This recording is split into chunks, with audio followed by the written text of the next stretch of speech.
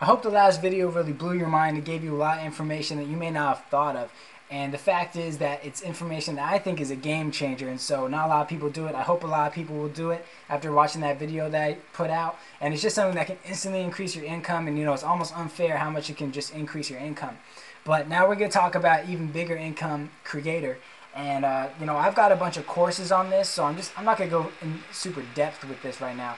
But if you want to learn more about it, then the best thing for you to do is to basically click the link underneath this video and visit my website and pick up the products on Google, because I have multiple products on Google. It's very complicated, very advanced. A lot of people say, yeah, I know how to do that. It's just backlinking and on-site optimization or whatever, and they think they know it all. But I'll tell you what, when they get started, a lot of them fail in the first couple of years. So I mean, having the courses that I've built are going to really help you out.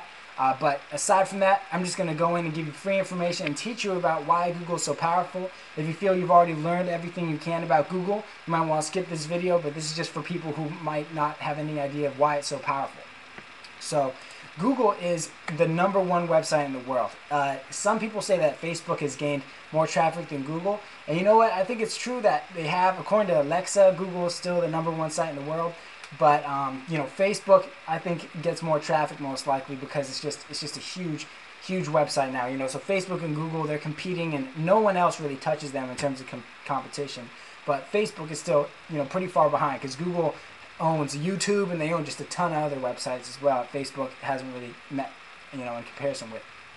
But why Google is so important for guys like you is because every time someone wants to buy a product of any kind, a lot of times what they do is go to Google. I do it, you probably do it. Every time I think of something I need to buy, I'll go to Google, whether it's a restaurant that I want to take my girl out to, or if it's some sort of item that I need for my house, then I'll go to Google and I'll figure out where it is. Or maybe I'll go to eBay if it's an item like that. But most of the time I'll go straight to Google, and it's always the first place I go to research products, to buy products, to all that kind of stuff. I go straight to this website, Google. It's the largest search engine in the world. Now, let's say someone wants your product. They want to buy Beats, okay? Now, they go to Google and they type something like buy Beats online. Now, check it out. If they go to buy Beats online and your website's in the top 3, then you're going to be getting a lot of traffic. As you can see, my website, Beats for Legends, is in the top 3 right here for buy Beats online, which is a pretty highly converting keyword. And there are just hundreds of keywords like this. You can search for buy Beats, which is a bigger keyword, or Beats for sale, or all other things like that are just huge.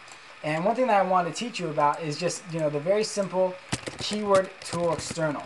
A lot of people who even know a lot about Google don't use this tool. So again, just in case I'm going too quick for you, go to Google, type in keyword tool external, and it should be the first thing that comes up. I'm already logged into my account, so it should just come up right away.